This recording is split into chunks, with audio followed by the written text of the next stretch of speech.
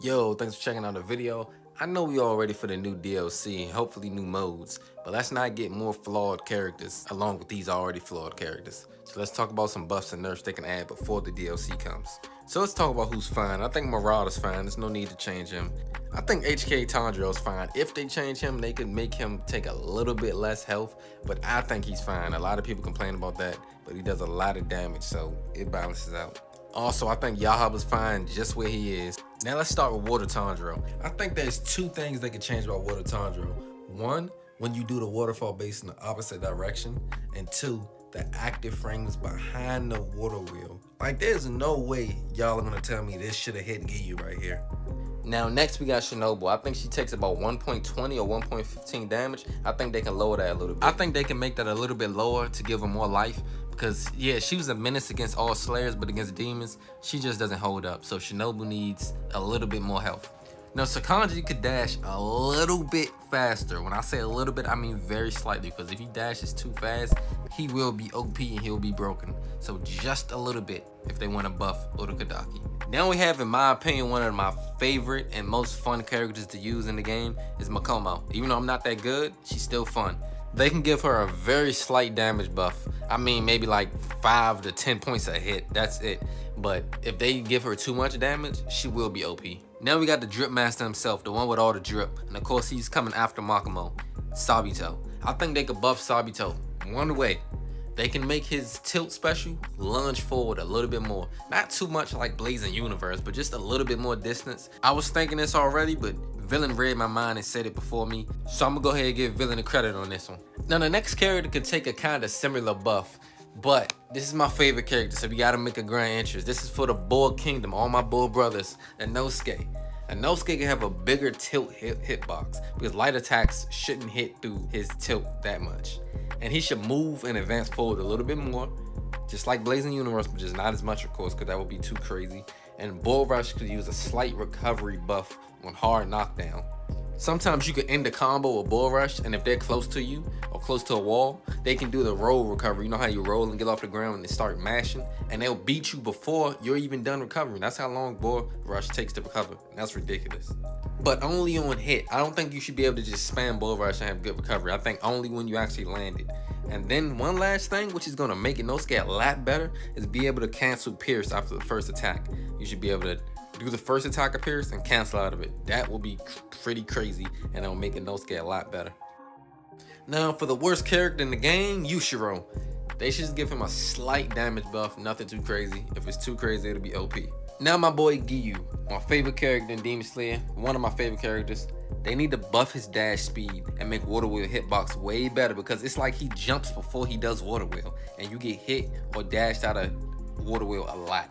And I think they should give Constant Flux a little bit more respect. Maybe like he has a little bit more active frames on it. Let's say that, because if somebody's doing Water Wheel, most of the time you can just dash. I mean, I said Water Wheel, Constant Flux.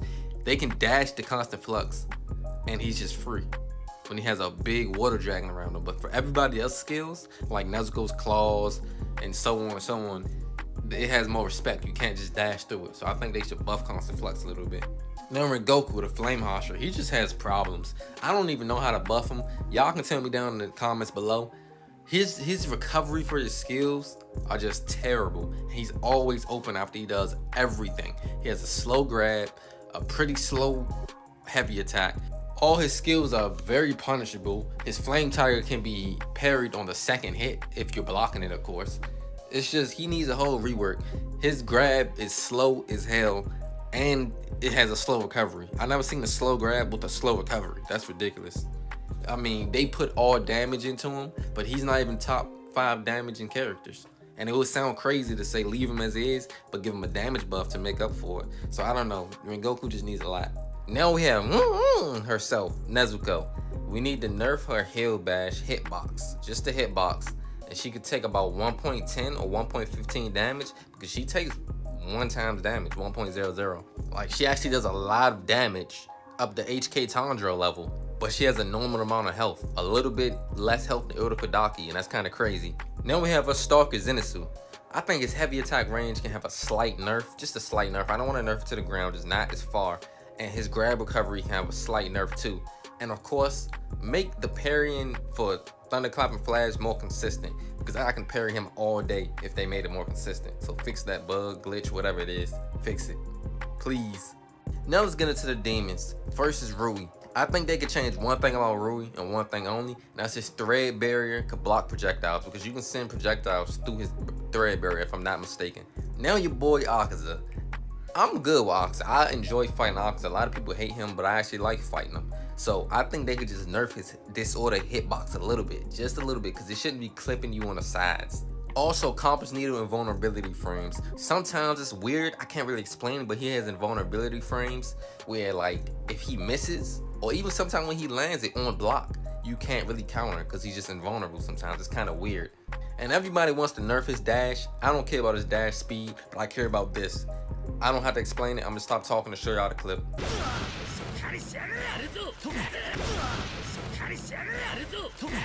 And he gains a lot of meter. One last thing, he gains a lot of meter in fights. I think if he goes to a 5-round fight, I think he can surge 3 times during that fight, which is a whole, so he has 3 extra health bars. That's pretty crazy. If they nerf that, they can nerf it a little bit so he doesn't gain as much meter, but he still gains a lot. Now we have Enmu. I think since we can't air dash, his air lights, and he has free projectiles in the air, his air projectiles should start a red combo meter. A lot of people complain about his grab because of the range, but I think his grab is fine because it's very punishable if he misses. And he doesn't have support because he's a demon, so if he just randomly grabs and you get caught by that, you kind of deserve to get caught by that. And I think they should nerf his damage slightly, just a little bit. Now last but certainly not least, Susumaru. Since she's so hard to get to, I believe she takes 1.15 damage. She should take 1.20 or 1.25. Now folks, that's gonna wrap up the video. That's just my opinion. Let me know y'all opinions down below, because that's the best part about YouTube, in my opinion. Another opinion. So like, comment, subscribe. I'm out.